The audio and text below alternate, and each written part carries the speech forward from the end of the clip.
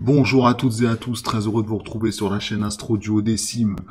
Nouvelle vidéo consacrée à la nouvelle lune qui aura lieu en Balance le vendredi 16 octobre 2020 aux alentours de 21h30 heure de Paris. La carte que nous allons découvrir ensemble dans quelques instants est domifiée en version Placidus pour le méridien de Paris et pour cette heure-là, au 23e degré pour Soleil et Lune, deux signes de la Balance, et nous allons la commenter ensemble. Donc je suis d'abord, et je tiens avant tout à vous accueillir avec mes vifs remerciements pour vos commentaires et tous les messages et les encouragements que vous avez pu m'adresser.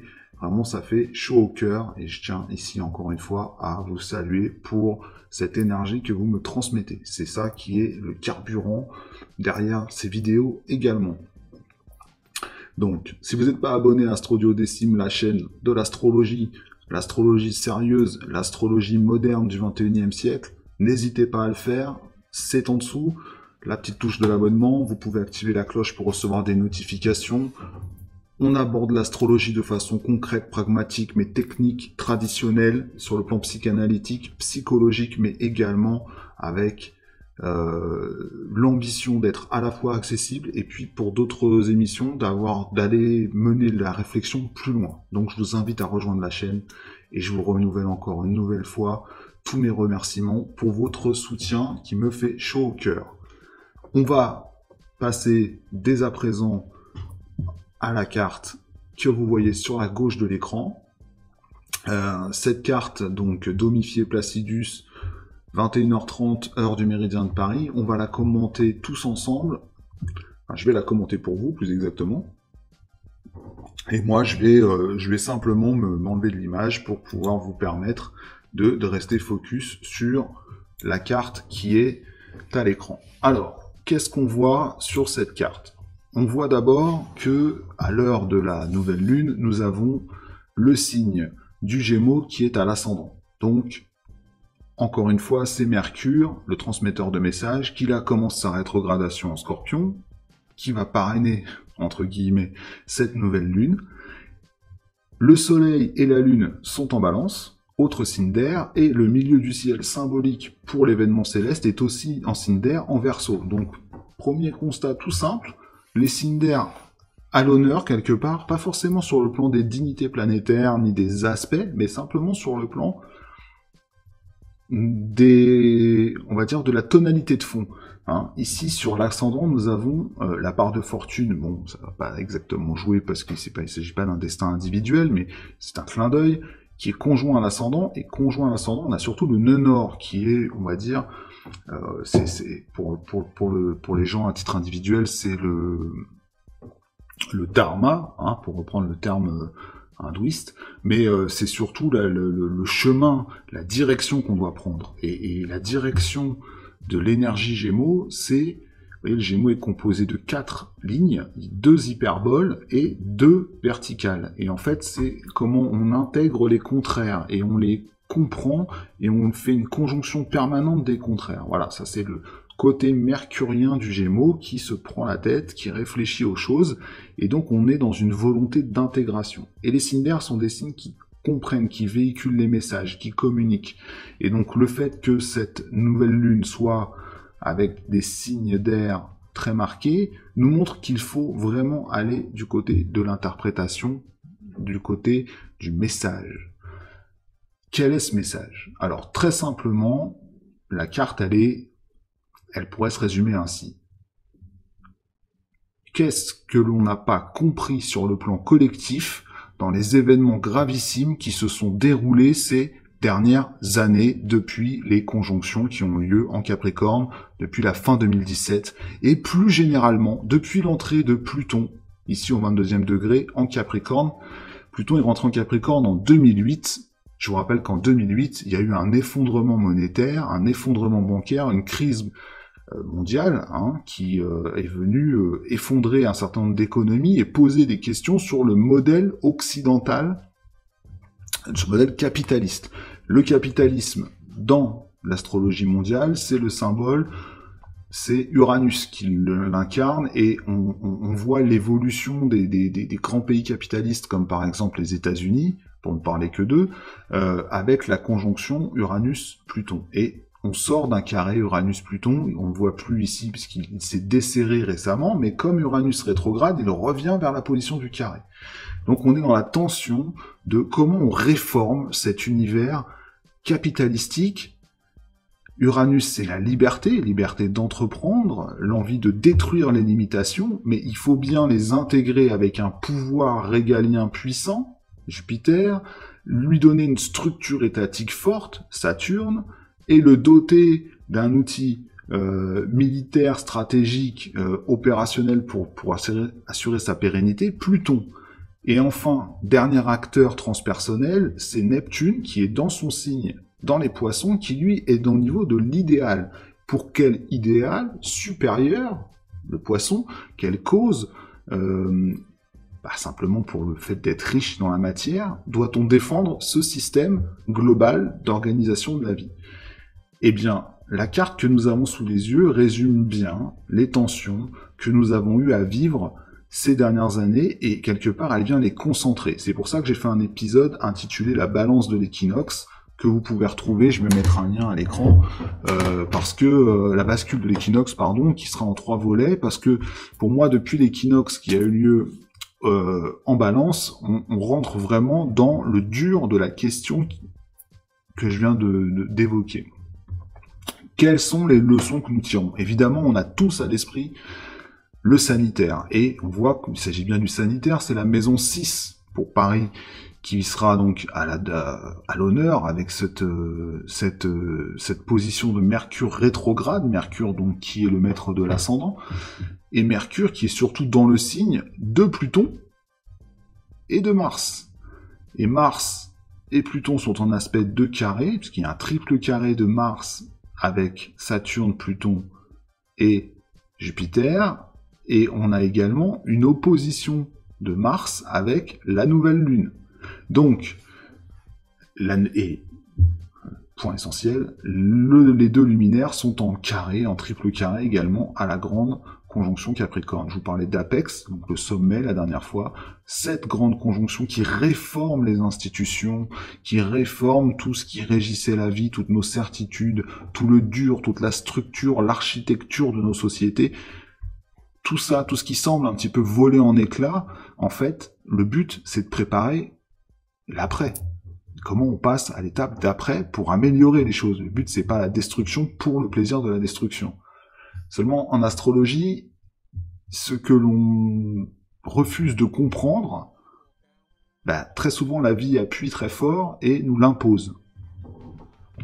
Dans les précédentes vidéos, notamment quand j'ai fait la vidéo sur la pleine lune qui avait lieu au 1er octobre, je vous disais qu'il y avait ce côté parfois assez éruptif des planètes, et notamment avec le sextile de Neptune. Neptune, c'est aussi la planète tremblement de terre, qui est adressée à un signe comme Pluton, Pluton qui symbolise les énergies du dessous, les énergies, c'est aussi le symbole du nucléaire, donc petite parenthèse. Et puis on a aussi Mars qui est donc au carré, qui est les énergies de guerre, d'attaque, qui symbolisent les armes blanches. Je crois que depuis cette pleine lune, on a eu un attentat à l'arme blanche, et on a eu, malheureusement pour les gens du Sud, la tempête Alex qui a dévasté une partie du sud de la France, et on retrouve bien l'influence des signes d'eau. Je vous en parlais, notamment lorsque je vous disais que les signes d'eau sont souvent aussi symboles climatiques, notamment avec Neptune en dignité à l'intérieur du Poisson. Alors, ce grand triangle rouge là, qui a deux côtés égaux qui sont les carrés, les triples carrés à cette triple conjonction Capricorne, elle vient rappeler qu'on n'a pas fait de choix, qu'on n'a pas réellement évolué, et qu'on soit en France ou ailleurs, je crois qu'on peut constater la même chose.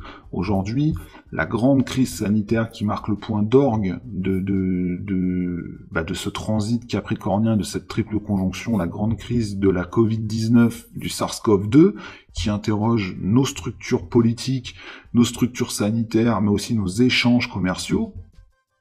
Aujourd'hui, vous voyez bien que c'est cacophonique entre les recommandations de certains, les incrédulités des autres, les contestations, les avis d'experts ou pseudo-experts qui se contredisent, le champ économique qui est réduit parfois à sa portion congrue par des restrictions, ou alors à l'inverse on n'en tient pas compte et on dit bon, c'est pas grave, on fait comme s'il y avait rien, et puis après on revient en arrière en disant mais c'est pire, on a créé des clusters de contamination. Vous voyez qu'on est dans cette incompréhension totale, on véhicule des idées contraires et ça crée ces tensions très fortes.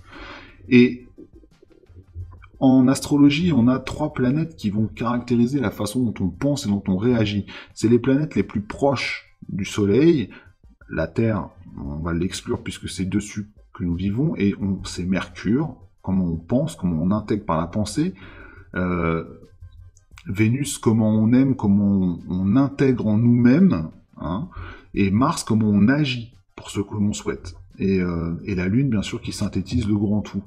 Vous voyez que ces 3 planètes-là, elles sont liées, elles sont interdépendantes. De quelle manière?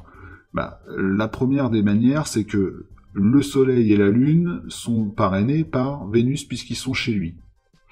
Mais il est aussi parrainé par et sous l'égide de Saturne qui est en exaltation dans le signe de la Balance. Donc voilà qui lie la nouvelle Lune à la triple conjonction. Et pour les 3 planètes intérieures, Vénus est donc maître chez elle en Balance du Soleil et de la Lune, mais vous voyez qu'elle est en opposition avec le signe des Poissons et Neptune. Neptune qui la renvoie avec ce sextile à la triple conjonction une fois de plus, mais elle est surtout dans la maison et elle est en sextile avec cet astre, avec Mercure, dont elle est dans le signe, et Mercure est dans le signe de Mars et de Pluton, qui est le Capricorne. Donc vous voyez que tous ces astres-là sont liés ensemble, et ils sont liés pour une idée tout simple, c'est que vous voyez, tous ces petits R, c'est la rétrogradation, et surtout quand Mercure rétrograde, c'est qu'on fait un retour en arrière, un retour sur image, on essaie de comprendre, d'intégrer ce qui s'est passé. Et dans l'énergie Scorpion, on essaye de comprendre ce qu'il y a de mortifère dans notre système, qu'est-ce qui ne fonctionne plus, qu'est-ce qui ne donne plus rien, qu'est-ce qui est bon à disparaître, qu'est-ce qui est voué à la putréfaction, le signe du Scorpion, qu'est-ce qui est voué à la transformation, à la transmutation, le signe du Scorpion, ce dont il faut se départir. Et c'est ce que fait depuis déjà plusieurs années Pluton dans le signe du Capricorne. Il détruit, il éclate les structures caduques. Et vous voyez qu'encadré par, d'un côté, le régalien Jupiter et la structuration saturnienne, quelque part, c'est comme une espèce de ras voilà, on fait table rase de tout ce qui existe, on vient déconstruire pour pouvoir amener une nouvelle forme, à la fois politique, structurelle, économique, peut-être, dans le signe du Verseau, qui est dirigé par, rappelons-le, Uranus, planète du capitalisme. Et second maître, Saturne, c'est celui qui édifie les structures qui les rend pérennes. Donc, il faut bien modifier ce qui était existant et qui ne fonctionne plus pour pouvoir aller vers du nouveau. C'est renforcé par le fait que, au moment de la nouvelle lune, les 3 astres, la triple conjonction est dans la maison 8, mais la maison 8, c'est la maison analogue au Scorpion, c'est la maison des petites morts, des transformations, de ce qui doit changer.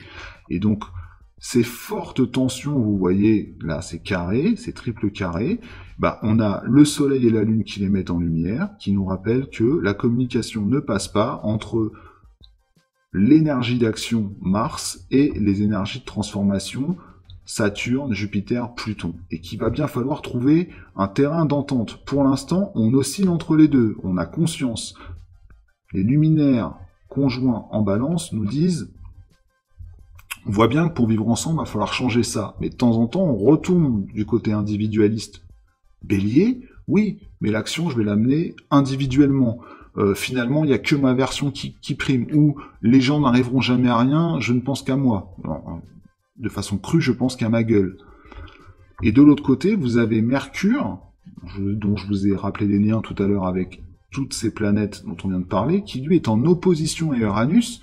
Uranus qui, depuis son entrée en Taureau, questionne la façon dont on récolte les fruits de notre travail, dont on travaille, dont on organise les choses stables, voilà, et qui vient, Uranus, c'est le grand réformateur, c'est celui qui veut changer les choses, mais c'est aussi celui qui peut amener les problèmes climatiques, puisque le taureau, c'est aussi le symbole, je dirais, de ce qui est censé être stable au niveau terrestre, et quand il est bousculé par un astre comme ça, comme Uranus, avec des tensions à l'intérieur, bah, ça peut amener également son lot de catastrophes naturelles, surtout quand on est dans le premier décan, donc au tout début de ce qu'on appelle l'ingresse de l'astre.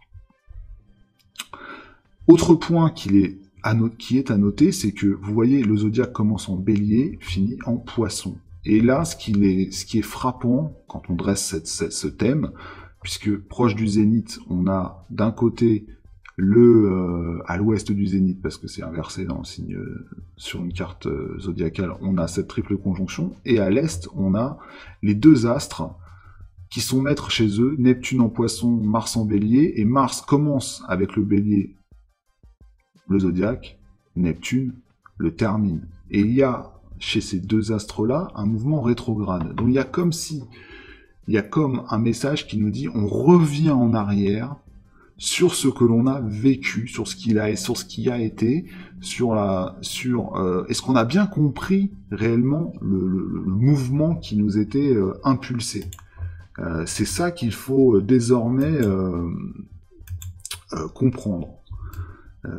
Il est vital, important, derrière cette lunaison, et au-delà des interprétations qu'on peut faire signe par signe, personne par personne, de comprendre qu'on est dans la balance, on est dans le premier signe du collectif, qu'on interroge tous ces signes du collectif de la balance jusqu'au poisson, et qu'il y a cet enjeu-là, les tensions qu'on a vues et que j'ai indiquées sur la carte, elles sont là pour nous rappeler qu'il faut absolument ne pas se voiler la face, ne pas rentrer dans une posture d'autruche, mais plutôt dans une posture de « ok ». Le diagnostic est là, il est sévère, il y a des troubles climatiques, il y a des troubles économiques, il y a des troubles sanitaires, quand on veut consommer et qu'on veut maintenir notre économie, on détruit la planète.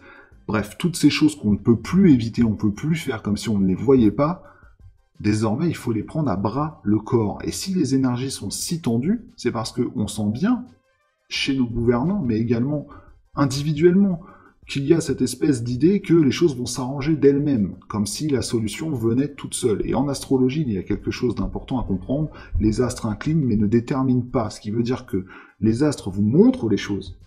Mais si vous ne voulez pas les lire, si vous ne voulez pas les entendre, alors d'autres choses qui seront inscrites dans le ciel vont survenir, mais cette fois-ci elles seront radicales, elles nous seront imposées, car tel est le cycle de la vie.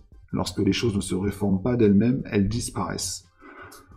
Voilà, c'est pas pour finir sur un point négatif, c'est simplement pour dire que cette notion d'urgence qu'on ressent, et il est important de le dire parce qu'on va rentrer en rétrogradation, donc d'ici 10 jours, quand aura lieu cette nouvelle lune en Scorpion, gardez à l'esprit qu'il faudra bien regarder ces choses qu'on n'aime pas voir, on n'aime pas penser l'impermanence des choses.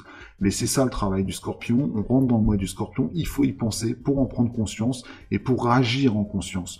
Pour quand la rétrogradation de Mars sera terminée, l'action que nous allons remettre en mouvement, puisque Mars reprendra son mouvement direct, à ce moment-là, elle devra véhiculer les énergies d'une reconstruction de nos institutions, de notre système, mais pour qu'il soit plus efficace, plus écologique, plus social, qu'il ait d'autres vertus, et qu'il porte haut les couleurs de l'humanité. Tel est le message. Voilà, je vous laisse méditer là-dessus. Je vous dis à très bientôt parce qu'on va parler signe par signe, cette fois-ci sur de l'astrologie plus personnelle, des influences de cette nouvelle lune, et puis aussi bientôt l'épisode 2 de la balance de l'équinoxe. Restez connectés sur la chaîne Astro Duodécime. À très bientôt. Ciao.